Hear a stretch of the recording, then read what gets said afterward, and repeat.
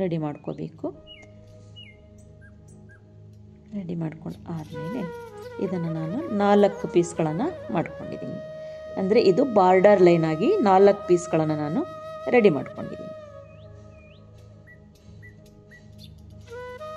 ಈಗ ಈ ಪೀಸ್ ಅಂದರೆ ಅದರ ನೆಕ್ಸ್ಟ್ ಸೈಡ್ ಪಾರ್ಟ್ ಏನಿದೆಯಲ್ಲ ಅದನ್ನು ಹೇಗೆ ಮಾಡ್ಕೊಂಡಿದ್ದೀನಿ ಅಂತ ನಾನೀಗ ತೋರಿಸ್ಕೊಡ್ತೀನಿ.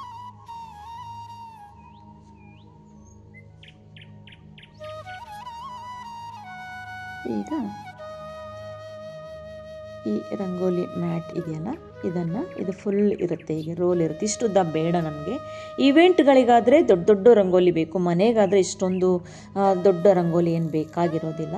ಸೊ ಹಾಗಾಗಿ ನಾನು ಈ ಏನು ಹೊಸಲಿಗೆ ಹಚ್ಚುವಂಥ ಈ ಮ್ಯಾಟ್, ರಂಗೋಲಿ ಮ್ಯಾಟ್ ಏನಿದೆಯಲ್ಲ ಇದನ್ನು ನಾನು ಅರ್ಧಕ್ಕೆ ನಾನು ಕಟ್ ಮಾಡ್ಕೊಳ್ತೀನಿ. ಸೆಂಟರ್ಗೆ ಕ್ಲೀನಾಗಿ ಫೋಲ್ಡ್ ಮಾಡಿಕೊಂಡು ಅರ್ಧಕ್ಕೆ ನಾನು ಕಟ್ ಮಾಡ್ಕೊಳ್ತೀನಿ. ಈಗ ನೋಡಿ ಕರೆಕ್ಟ್ ಅರ್ಧ ಮಾಡಿಕೊಂಡೆ. ಈಗ ಒಂದು ನಾವು ರೊಟ್ಟನ್ನು ತೊಗೊಂಡ್ಬಿಟ್ಟು ಇದನ್ನು ಕರೆಕ್ಟಾಗಿ ಇಟ್ಬಿಟ್ಟು ಅದೇ ಅಳತೆಗೆ ನಾವು ಕಟ್ ಮಾಡ್ಕೊಳ್ಬೇಕು.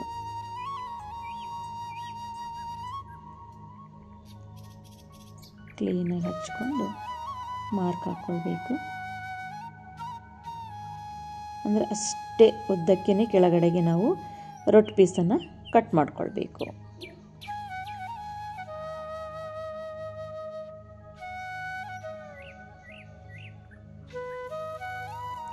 ಇದು ಒಂದು ಸೈಜ್ ಆದಮೇಲೆ ಈಗ ನೆಕ್ಸ್ಟ್ ಸೈಜ್ ಅಂದರೆ ಸೆಂಟರಲ್ಲಿ ಎಷ್ಟು, ಈಗ ಇಲ್ಲಿ ಕಾಣಿಸ್ತಾ ಇದೆ ನೋಡಿ, ಸೆಂಟರಲ್ಲಿ ಬಿಟ್ಕೋಬೇಕಲ್ವ. ಈಗ ನಾವು ಎಷ್ಟು ಇಂಚ್ ಬಿಟ್ಕೋಬೇಕು ಅಂತ ನಿಮಗೆ ಎಷ್ಟು ಅಗಲ ಬೇಕಾದರೂ ನೀವು ಬಿಟ್ಕೊಳ್ಬೋದು. ನಾನು 2 ಇಂಚ್ ಅಷ್ಟೇ ಬಿಟ್ಕೊಳ್ತಾ ಇದ್ದೀನಿ. ಅಂದರೆ ಅಲ್ಲೀಗ ವುಲ್ಲನ್ ಫಿಲ್ಲಿಂಗ್ ಮಾಡಬೇಕಲ್ಲ, ಹಾಗಾಗಿ ನಾನು 2 ಇಂಚಷ್ಟು ಮಾತ್ರ ಅಲ್ಲಿ ಗ್ಯಾಪನ್ನು ಬಿಟ್ಕೊಳ್ತೀನಿ. ಈಗ ಇದ್ರದ್ದು ಅಳತೆ ಮತ್ತೆ ನಾನು ಡ್ರಾಯಿಂಗ್ ಹಾಕ್ಕೊಂಡು, ಅಂದರೆ ಸುತ್ತಲೂ ಹಾಕ್ಕೋಬೇಕು ಅದರ ಅಳತೆ. ಆ ಮ್ಯಾಟನ್ನೇ ಇಟ್ಕೊಂಡು ಹಾಕ್ಕೊಳ್ಬೇಕು. ಈಗ ನೋಡಿ, 1 ಆದರೂ ಇಟ್ಕೊಳ್ಳಿ, ನೀವು 2 ಆದರೂ ಇಟ್ಕೊಳ್ಳಿ, 3 ಆದರೂ ಇಟ್ಕೊಳ್ಳಿ, ಆಯಿತಾ. ನಾನು ಈಗ 2 ಇಂಚಷ್ಟು ಅಷ್ಟೇ ಇಟ್ಕೊಂಡು, ಅಂದರೆ ಅಲ್ಲಿ ಗ್ಯಾಪ್ ಬರುತ್ತೆ. ಈಗ ಯಾಕೆ ಅಂದರೆ ನಾನು ಉಲ್ಲನ್ಗಳನ್ನು ಕೂರಿಸ್ಲಿಕ್ಕೋಸ್ಕರ ಅಲ್ಲಿ ನಾನು ಗ್ಯಾಪ್ ಮಾಡ್ಕೊಳ್ತಾ ಇದ್ದೀನಿ 2 ಇಂಚಷ್ಟು. ನಿಮಗೆ ಬೇಕಿದ್ರೆ 3 ಮಾಡ್ಕೊಳ್ಳಿ ಅಥವಾ 4 ಬೇಕಿದ್ರೂ ಮಾಡ್ಕೊಳ್ಳಿ.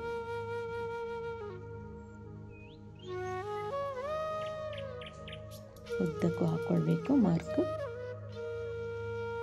ಈಗ ನೆಕ್ಸ್ಟ್ ಇನ್ನೊಂದು ಪೀಸ್ ಏನು ನಾವು ಕಟ್ ಮಾಡ್ಕೊಂಡು ಫಸ್ಟ್ ಲೈನ್ ಹಾಕ್ಕೊಳ್ಬೇಕು. ಇದು ಲೈನ್ ಹಾಕ್ಕೊಂಡು ಆದಮೇಲೆ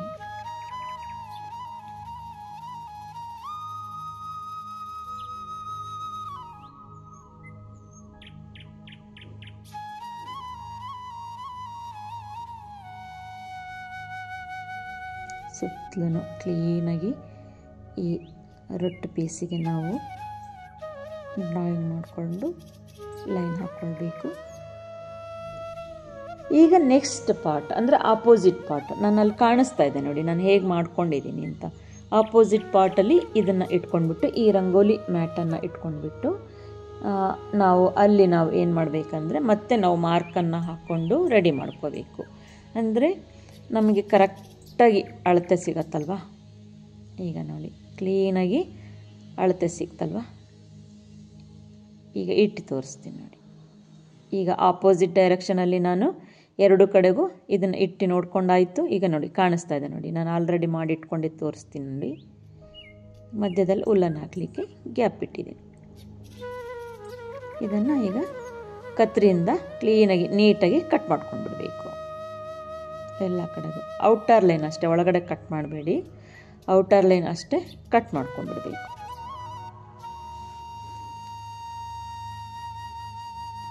ಈಗ ನೋಡಿ ಆಲ್ರೆಡಿ ಕಟ್ ಮಾಡೋದು ಇಟ್ಕೊಂಡಿದ್ದೀನಿ. ಈಗ ಕಟ್ ಮಾಡ್ಕೊಂಡು ಆದಮೇಲೆ ಅದೇ ಸೇಮ್ ಅಳತೆಗೆ ನಾವು ಫೋಮ್ ಶೀಟನ್ನು ನಾವು ಈ 1 ಇಂಚ್ ಫೋಮ್ ಶೀಟ್ ಏನು ಬರುತ್ತಲ್ಲ, ಈ 1 ಇಂಚ್ ಫೋಮ್ ಶೀಟನ್ನು ನಾವು ಕಟ್ ಮಾಡ್ಕೊಳ್ಬೇಕು. ಸೇಮ್ ಅಳತೆ ಇಟ್ಕೋಬೇಕು. ಒಂದು ಬಾಕ್ಸ್ ಟೈಪ್ ಫಸ್ಟ್ ನಾವು ರೆಡಿ ಮಾಡ್ಕೊಳ್ಬೇಕು. ಗ್ರಿಪ್ಪಿಗೆ ಸ್ವಲ್ಪ ಅಲ್ಲಲ್ಲೇ ಮೊಳೆಗಳನ್ನು ಚುಚ್ಕೋಬೇಕು. ಅಂದರೆ ಅದು ನಾವು ಕಟ್ಟಿಂಗ್ ಮಾಡೋವಾಗ ಜರುಗಿ ಬಿಡುತ್ತಲ್ವ, ಸೊ ಹಾಗಾಗಿ ನಾವು ಅಲ್ಲಲ್ಲೇ ನಾವು ಮೊಳೆಗಳನ್ನು ಹಾಕ್ಕೊಂಡ್ರೆ ಅದು ಗ್ರಿಪ್ ಆಗಿರುತ್ತೆ, ಕಟ್ಟಿಂಗ್ ಮಾಡೋದಕ್ಕೆ ನಮಗೆ ಈಸಿ ಆಗುತ್ತೆ. ಈಗ ಔಟರ್ ಲೈನ್ ಹಾಕ್ಕೊಂಡು ಔಟರ್ ಲೈನ್ ಹಾಕ್ಕೊಂಡಾಯ್ತು. ಈ ಬ್ಲೇಡಿಂದ ನಾವು ಸುತ್ತಲೂ ಆ ಅಳತೆಗೆ ಕ್ಲೀನಾಗಿ ಕಟ್ ಮಾಡ್ಕೊಂಡು ಬಿಡಬೇಕು.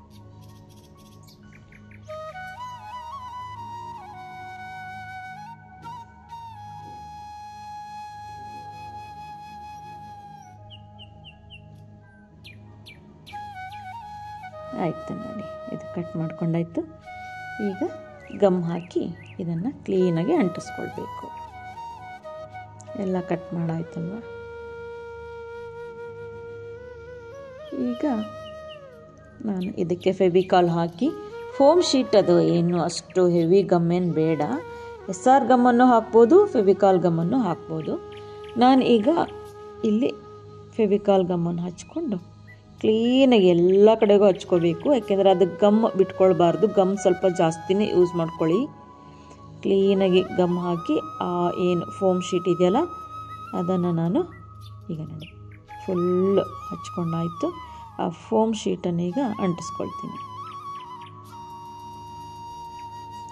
ಈಗ ಕ್ಲೀನಾಗಿ ನೋಡಿಕೊಂಡು ಅಂಟಿಸ್ಕೋಬೇಕು, ಅಲ್ಲಲ್ಲೇ ಒತ್ಕೋಬೇಕು. ಮತ್ತು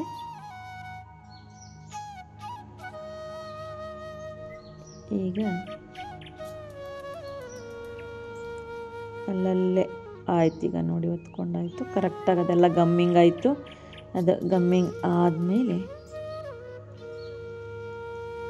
ಈ ಏನು ರಂಗೋಲಿ ಮ್ಯಾಟ್ ಏನಿದೆಯಲ್ಲ ಈಗ ಮತ್ತೆ ಇಟ್ಟು ನೋಡ್ಕೊಳ್ಬೇಕು ಕರೆಕ್ಟಾಗಿದೆಯಾ ಅಂತ. ಈಗ ನಾವು ಆಜು ಬಾಜಿಗೂ ಕೂಡ ನಾವು ಈ ರೀತಿ ಫೋಮ್ ಶೀಟ್ ಅಂದರೆ ಇದನ್ನು ಅಂಟಿಸ್ಲಿಕ್ಕೆ ಅದು ಒಂದು ಬೇಸಾಗಿ ಮಾಡ್ಕೊಂಡಿದ್ದು ಅಷ್ಟೇ. ಅದರ ಮೇಲ್ಗಡೆಗೆ ಈಗ ಏನು ಈ ರಂಗೋಲಿ ಮ್ಯಾಟ್ ಏನು ಇದೆಯಲ್ಲ ಇದನ್ನು ಈಗ ಎಷ್ಟಿದೆ, ಇದು 2.5 ಇಂಚಷ್ಟಿದೆ ಅಲ್ವಾ, 2.5 ಇದೆ ಅಲ್ವಾ, ಅಷ್ಟು ನಾವು ಅಷ್ಟೇ ನಾವೀಗ ಈಗ ಉದ್ದ ತೊಗೊಳ್ತೀನಿ ರೀ. ಉದ್ದ ಎಷ್ಟಿದೆ, ಇದು 15 ಇದೆ, 15 ಇದೆ. ಅಷ್ಟೇ ಉದ್ದನೇ ನಾವು ಈ ಫೋಮ್ ಶೀಟನ್ನು ಕಟ್ ಮಾಡ್ಕೊಳ್ಬೇಕು. ಫಸ್ಟ್ ಮಾರ್ಕ್ ಹಾಕ್ಕೊಳ್ಬೇಕು, 2.5 ಇಂಚಷ್ಟು ಹಾಕ್ಕೊಂಡು 2.5 ಇಂಚ್ ಹಾಕಿ ಈಗ ನೋಡಿ ಮಾರ್ಕ್ ಹಾಕ್ಕೊಂಡಾಯ್ತಲ್ವ. ಇದನ್ನು ಈಗ ಬ್ಲೇಡಿಂದ ನಾವು ಕಟ್ ಮಾಡ್ಕೊಂಡು ಬಿಡಬೇಕು. ಕ್ಲೀನಾಗಿ 2 ಪೀಸ್ ಬೇಕಾಗತ್ತೆ, ಕ್ಲೀನಾಗಿ ಇದನ್ನು ಕಟ್ ಮಾಡ್ಕೊಂಡು ಬಿಡಬೇಕು. ಈಗ ನೋಡಿ 2 ಪೀಸ್ ಕಟ್ ಮಾಡಾಯಿತು.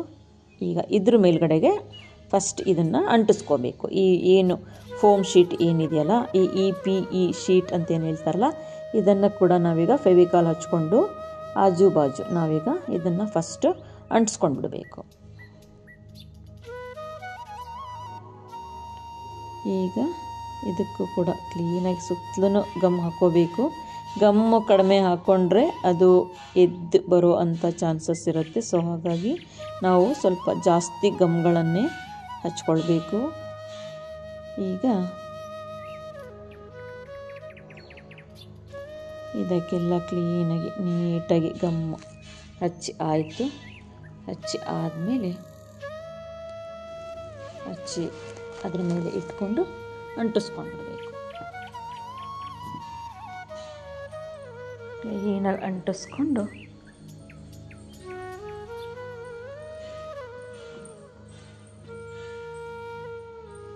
ಎರಡು ಕಡೆಗೂ ಅಂಟಿಸ್ಕೊಂಡ್ಬಿಡ್ಬೇಕು. ಈಗ ಸೈಡಿಗೆ ಸ್ವಲ್ಪ ಅಲ್ಲಿ ಗ್ಯಾಪ್ ಕಾಣಿಸ್ತಾ ಇದೆಯಲ್ಲ, ಸೊ ಅಲ್ಲಿನೂ ಕೂಡ ನಾವು ಒಂದು ಚಿಕ್ಕ 1 ಇಂಚಷ್ಟು ಚಿಕ್ಕ ಒಂದು ಫೋಮ್ ಶೀಟ್ಗಳನ್ನು ನಾವು ಕಟ್ ಮಾಡಿ ಹಚ್ಕೋಬೇಕು. ಈಗ ನಾನು ಸ್ವಲ್ಪ SR ಗಮ್ಮನ್ನು ಯೂಸ್ ಮಾಡ್ಕೊಳ್ತಾ ಇದ್ದೀನಿ. SR ಗಮ್ ಹಚ್ಚಿಬಿಟ್ಟು ಅಲ್ಲಿ ಕ್ಲೀನಾಗಿ ಅಲ್ಲಿ ಏನು ಗ್ಯಾಪ್ ಕಾಣಿಸ್ತಾ ಇದೆಯಲ್ಲ ಅಲ್ಲಿ ಗ್ಯಾಪ್ ಕಾಣಿಸ್ಬಾರ್ದು. ಸೊ ಹಾಗಾಗಿ ಯಾಕೆಂದರೆ ಬಾಕ್ಸ್ ಟೈಪ್ ರೆಡಿ ಆಗಬೇಕಲ್ಲ, ಹಾಗಾಗಿ ನಾನು ಆಜು ಬಾಜು ಈ 1 ಇಂಚಷ್ಟು ಕಟ್ ಮಾಡಿಕೊಂಡು SR ಗಮ್ಮಿಂದ ನಾನು ಅಂಟಿಸ್ಕೊಳ್ತಾ ಇದ್ದೀನಿ. ಈಗ ಸೈಡಿಗೂ ಹಚ್ಚಿ ಏನು ಕಟ್ ಮಾಡ್ಕೊಂಡಿದ್ನಲ್ಲ ಇದನ್ನು ಅಲ್ಲಿ ಹಾಕಿ ಹಚ್ಚಿಬಿಟ್ರೆ ಒಂದು ಬಾಕ್ಸ್ ಟೈಪ್ ಈಗ ರೆಡಿ ಆಗುತ್ತೆ. ಈಗ ನೋಡಿ, ಅಲ್ಲಿ ಗ್ಯಾಪ್ ಏನಕ್ಕಂದರೆ ಉಲ್ಲನ್ ಕೂರಿಸ್ಲಿಕ್ಕೆ. ಇಷ್ಟು ರೆಡಿ ಆಯ್ತಲ್ವಾ?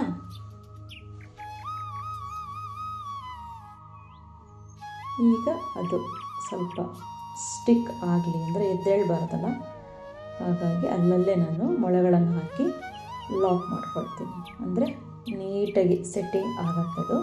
ಅಂದರೆ ಫೆವಿಕಾಲ್ ಸ್ವಲ್ಪ ಡ್ರೈ ಆಗಬೇಕಲ್ಲ, ಸೊ ಹಾಗಾಗಿ ಗ್ರಿಪ್ಪಿಗೋಸ್ಕರ ನಾನು ಅಲ್ಲಲ್ಲೇ ಮೊಳೆಗಳನ್ನು ಹಾಕ್ಕೊಳ್ತೀನಿ. ಸ್ವಲ್ಪ ಡ್ರೈ ಆದಮೇಲೆ ಆಮೇಲೆ ತೆಗೆದುಬಿಡ್ತೀನಿ, ಮೊಳೆಗಳನ್ನೆಲ್ಲ ನಾನು ತೆಗೆದುಬಿಡ್ತೀನಿ. ಇವಾಗ ಎಲ್ಲ ಹಾಕಿ ಆದಮೇಲೆ ಸುತ್ತಲೂ ಕೂಡ ನಾನು ತೆಳುವಾಗಿರೋಂಥ ಈ ಇನ್ವಿಟೇಷನ್ ಕಾರ್ಡ್ ಏನಿದೆಯಲ್ಲ, ಈ ಇನ್ವಿಟೇಷನ್ ಕಾರ್ಡ್ ರೊಟ್ಟು ಏನಿದೆಯಲ್ಲ, ಅದನ್ನು ನಾನು ಆಲ್ರೆಡಿ ನಾನು ಆಜು ಬಾಜು ಹಚ್ಕೊಂಡಿದ್ದೀನಿ. ಬಟ್ ಈಗ ತೋರಿಸ್ತೀನಿ ಹೇಗೆ ಹಚ್ಕೊಂಡೆ ಅಂತ. ಈ ಥರ ನಾವು ಇನ್ವಿಟೇಷನ್ ಕಾರ್ಡನ್ನು ಕರೆಕ್ಟ್ ಅಳತೆಗೆ ನಾವು ಕಟ್ ಮಾಡಿಕೊಂಡು, ಅದು ಎಷ್ಟು ಅಳತೆ ಇದೆ ನೋಡಿಕೊಂಡು ಅದನ್ನು ಕ್ಲೀನಾಗಿ ಹೀಗೆ ಮಾರ್ಕ್ ಹಾಕ್ಕೊಂಡು ಕಟ್ ಮಾಡ್ಕೋಬೇಕು. ಅಂದರೆ ಫಿನಿಶಿಂಗ್ ವರ್ಕ್ ಚೆನ್ನಾಗಿ ಬರಬೇಕಲ್ಲ, ಸೊ ಹಾಗಾಗಿ ನಾವು ಅಲ್ಲಿ ಇನ್ವಿಟೇಷನ್ ಕಾರ್ಡ್ ತೆಳುವಾಗಿರುತ್ತಲ್ವ, ಅದು ಅಂದರೆ ರೊಟ್ಟು ಅದು ಸ್ವಲ್ಪ ತೆಳುವಾಗಿ ಸ್ಟಿಫ್ ಆಗಿರುತ್ತಲ್ಲ, ಸೊ ಹಾಗಾಗಿ ಈ ಥರ ಇದು ಕಟ್ ಮಾಡಿಕೊಂಡು ಈ ಸೈಡಿಗೆ ನಾವು ಅಂದರೆ ಫಿನಿಶಿಂಗ್ ಚೆನ್ನಾಗಿ ಬರಬೇಕಲ್ಲ, ಸೊ ಹಾಗಾಗಿ ಅಲ್ಲಿ ಸೈಡಿಗೆ ನಾವು ಈ ರೀತಿ ತೆಳುವಾದ ರೊಟ್ಟನ್ನು ನಾವು ಇನ್ವಿಟೇಷನ್ ಕಾರ್ಡ್ ರೊಟ್ಟನ್ನು ಅಂಟಿಸ್ಕೋಬೇಕು. ಇಲ್ಲಿ ನಾನು SR ಗಮ್ ಯೂಸ್ ಮಾಡ್ತಾ ಇದ್ದೀನಿ. ಈಗ SR ಗಮ್ಮನ್ನು ಆ ಪಾರ್ಟಿಗೆ ಆಲ್ರೆಡಿ ನಾನು ಆಜು ಬಾಜು ಲೆಂತ್ ಪಾರ್ಟ್ಗೆ ನಾನು ಹಚ್ಕೊಂಡಿದ್ದೀನಿ. ಈಗ ಈ ಸ್ಮಾಲ್ ಪಾರ್ಟಿಗೆ ನಾನು ತೋರಿಸ್ತಾ ಇದ್ದೀನಿ ಹೇಗೆ ಹಚ್ಕೊಳ್ಳೋದು ಅಂತ ತೋರಿಸ್ತಾ ಇದ್ದೀನಿ.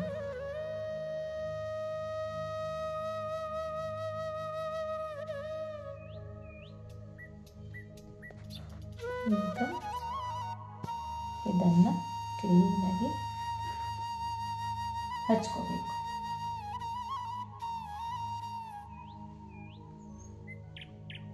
ನೋಡಿ ಸುತ್ತಲೂ ಈಗ ನಾನು ಸುತ್ತಲೂ ಕೂಡ ಹಚ್ಕೊಂಡಿದ್ದೀನಿ. ಹೀಗೆ ತೆಳುವಾಗಿರೋ ರೊಟ್ಟು. ಈಗ ನಾವು ಅದಕ್ಕೆ ಕಲರಿಂಗ್ ಮಾಡಬೇಕು. ಫ್ಯಾಬ್ರಿಕ್ ಕಲರ್ ಆದರೂ ತಗೊಳ್ಳಿ ಅಥವಾ ಆಯಿಲ್ ಕಲರ್ ಆದ್ರೂ ತಗೊಳ್ಬೋದು. ಟೆರಾಕೋಟಾ ಕಲರ್ ಇದಕ್ಕೆ ಸೆಟ್ ಆಗತ್ತೆ ನೀವು ಫ್ಯಾಬ್ರಿಕ್ ತಗೊಳ್ಳೋದಾದರೆ. ನಾನೀಗ ಇದಕ್ಕೆ ಆಯಿಲ್ ಕಲರ್ ತೊಗೊಂಡಿದ್ದೀನಿ. ಮೆರೂನ್ ತೊಗೊಂಡಿದ್ದೀನಿ. ಅಂದರೆ ಆ ಮ್ಯಾಟಿಗೆ ಸೆಟ್, ಅಂದರೆ ರೆಡ್ ಆದರೂ ತೊಗೊಳ್ಳಿ ಅಥವಾ ನೀವು ಟೆರಾಕೋಟಾ ಕಲರ್ಸ್ ಬರುತ್ತೆ ಅದನ್ನು ಬೇಕಿದ್ರೂ ಹಚ್ಕೊಳ್ಳಿ. ಅಂದರೆ ಫ್ಯಾಬ್ರಿಕ್ ಕಲರ್ಸ್ ಆದರೂ ತೊಗೊಳ್ಳಿ, ಆಯಿಲ್ ಪೇಂಟ್ಸ್ ಆದರೂ ಹಚ್ಕೊಳ್ಳಿ. ಅದು ಹಚ್ಚಕ್ಕೆ ನಿಮಗೆ ಇಲ್ಲ ಅಂದರೆ ನೀವು ರಂಗೋಲಿ ಮ್ಯಾಟನ್ನೇ ಸುತ್ತಲೂ ಕೂಡ ಹಚ್ಕೊಳ್ಬೋದು. ಅಥವಾ ಈ ಕೆಳಭಾಗಕ್ಕೆ ಈಗ ಹಚ್ಕೊಳ್ಳಿಕ್ಕೆ ನಿಮ್ಮ ಹತ್ರ ಪೇಂಟ್ ಇಲ್ಲ ಅಂದರೆ, ಫ್ಯಾಬ್ರಿಕ್ ಪೇಂಟ್ ಇಲ್ಲ ಅಂದ್ರೂ ನೀವು ಕ್ಲಾತನ್ನು ಹಚ್ಕೊಳ್ಬೋದು. ಈಗ ನೋಡಿ ಸುತ್ತಲೂ ಹಚ್ಚಾಯಿತು.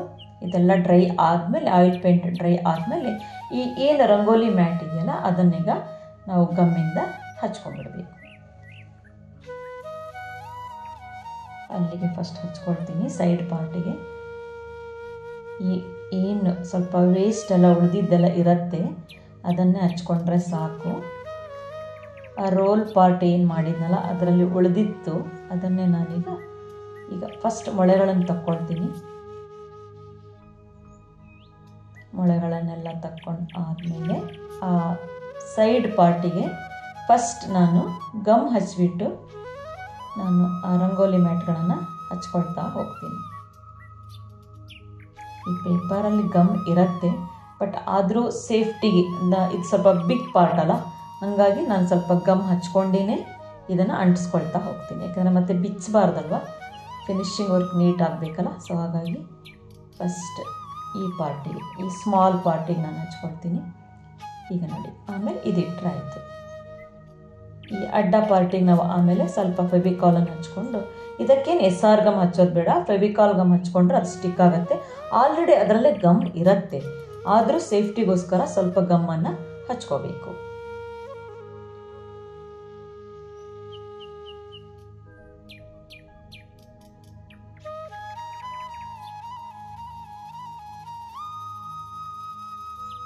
ಈ ಪೇಪರ್ನ ತಕ್ಕೊಂಡು, ಇದರಲ್ಲೇ ಗಮ್ ಇರುತ್ತೆ ಬಟ್ ಆದರೂ ಕೂಡ ಸ್ವಲ್ಪ ಹಚ್ಕೋಬೇಕು. ಆ ಸೈಡನ್ನು ಹಚ್ಕೊಂಡು ನೋಡಿ ಬಾಕ್ಸ್ ರೆಡಿ ಆಯ್ತು. ಈಗ ನಾನು ಏನು ಆಗಲೇ ತೋರಿಸಿದ್ನಲ್ಲ ಈ ರೀತಿ ಮೊಳೆಗಳನ್ನು ನಾವು ಸೈಡಿಗೆ ಚುಚ್ಕೊಂಡು ಇದಕ್ಕೆ ಫುಲ್ ಎಲ್ಲ ಕಡೆಗೂ ನಾವು ಚುಚ್ಕೊಳ್ತಾ ಹೋಗಬೇಕು. ಈಗ ಫುಲ್ ಕೆಳಗೋಗುತ್ತೆ, ಅಂದರೆ ಇದು ಕೂಡ ಡೌನ್ ಆಗಿಬಿಟ್ಟಿದೆ. ಹಾಗಾಗಿ ನಾನು ಫುಲ್ ಒಳಗೆ ಹೋಗಬಾರ್ದು, ಸ್ವಲ್ಪ ಮೇಲೆ ಗ್ರಾಸ್ ಥರ ಕಾಣಿಸ್ಬೇಕು ಹುಲ್ಲನ್ನು. ನೋಡಿ ಫುಲ್ ಒಳಗೆ ಹೋದರೆ ಚೆನ್ನಾಗಿ ಕಾಣಿಸಲ್ಲ, ಸ್ವಲ್ಪನಾದರೂ ಮೇಲೆ ಅದ್ರ ರಿಫ್ಲೆಕ್ಟ್ ಬಂದ್ರೇ ಚೆನ್ನಾಗಿ ಕಾಣಿಸೋದು. ಸೊ ಹೈಟ್ ಮಾಡ್ಕೊಳ್ಳೋಕ್ಕೋಸ್ಕರ ಇದಕ್ಕೂ ಕೂಡ ನಾನು ಬ್ಲ್ಯಾಕ್ ಕಲರ್ ಫೋಮ್ ಶೀಟನ್ನು ಹಾಕ್ಕೊಳ್ತಾ ಇರೋದು. ಕರೆಕ್ಟ್ ಮೆಸರ್ಮೆಂಟಿಗೆ ಕಟ್ ಮಾಡಿಕೊಂಡು ಈ ಬ್ಲ್ಯಾಕ್ ಕಲರ್ ಫೋಮ್ ಶೀಟನ್ನು ನಾನು ಇದರೊಳಗಡೆಗೆ ಹಾಕ್ಕೊಳ್ತೀನಿ. ಸ್ವಲ್ಪ ಹೈಟಲ್ಲಿ ಬರಲಿ, ಗ್ರಾಸ್ ಎಫೆಕ್ಟ್ ಕಾಣಿಸ್ಲಿ ಅಂತ ಅಷ್ಟೇ. ಈಗ ನೋಡಿ ಚುಚ್ಕೊಳ್ತೀನಿ, ಆ ಗುಂಡು ಅಷ್ಟೇ ಒಳಗಡೆ ಹೋಗಿ ಸೆಟ್ ಆಗುತ್ತೆ. ನೋಡಿ ಎಲ್ಲ ರೆಡಿ ಮಾಡಿ ಇಟ್ಕೊಂಡಿದ್ದೀನಿ ನಾನು. ಲೈಟ್ ಕಲರ್, ಡಾರ್ಕ್ ಕಲರ್ ಕುಚ್ಚುಗಳು. ಉಲ್ಲನ್ ಮಾಲಾ ಎಪಿಸೋಡಲ್ಲಿ ನಾನು ಕುಚ್ಚು ಹೇಗೆ ಮಾಡೋದು ಅಂತ ತೋರಿಸಿದ್ದೀನಿ, ಆ ಎಪಿಸೋಡಲ್ಲಿ ನೋಡ್ಕೊಳ್ಳಿ. ಈಗ ಫುಲ್ ಏನು ನಾನು ಅಲ್ಲಿ ಗ್ಯಾಪ್ ಬಿಟ್ಕೊಂಡಿದ್ದನಲ್ಲ ಅಲ್ಲಿ ಎಲ್ಲ ಕಡೆಗೂ ಕೂಡ ಲೈಟು ಡಾರ್ಕ್ ನಾನು ಈ ರೀತಿ ಮೊಳೆಗಳಿಗೆ ಹಾಕ್ಕೊಂಡ್ಬಿಟ್ಟು ಅದರೊಳಗಡೆ ನಾನು ಚುಚ್ಕೊಳ್ತಾ ಹೋಗ್ತೀನಿ. ಇದು ಒಂದು ರೀತಿ ಗ್ರಾಸ್ ಎಫೆಕ್ಟ್ ಕಾಣಿಸುತ್ತೆ ನೋಡಿ. ಆರ್ಟಿಫಿಷಿಯಲ್ ಟ್ರೆಡಿಷನಲ್ ರಂಗೋಲಿಗಳನ್ನು ಮಾಡಿಟ್ಕೊಳ್ಳಿ. ಹಬ್ಬದ ಸಮಯದಲ್ಲಿ ನಿಮಗೆ ತುಂಬಾ ಸಮಯ ಉಳಿತಾಯ ಆಗುತ್ತೆ.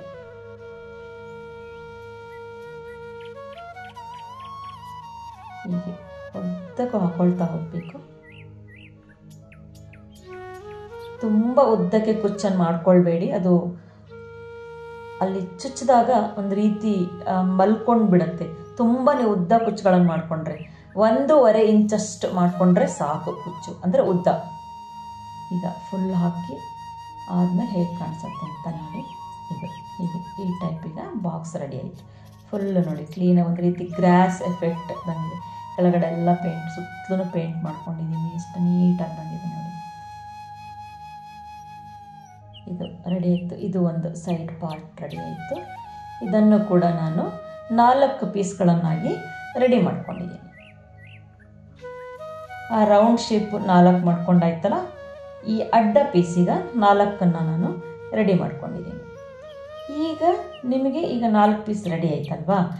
ಈಗ ಈ ಪೀಸಿಗೆ ನಿಮಗೆ ಪೇಂಟ್ ಹಚ್ಚಕ್ಕೆ ಆಗೋದಿಲ್ಲ ಅಂದರೆ ಸೈಡಲ್ಲಿ ರಂಗೋಲಿ ಮ್ಯಾಟ್ ಹಚ್ಕೋಬೋದು, ಅಥವಾ ಕೆಳಗಡೆಗೆ ನೀವು ಬ್ಲೌಸ್ ಪೀಸ್ಗಳು ಈ ಥರ ವೇಸ್ಟ್ ಬ್ಲೌಸ್ ಪೀಸ್ಗಳನ್ನು ಬೇಕಾದರೂ ಅಂಟಿಸ್ಕೋಬೋದು.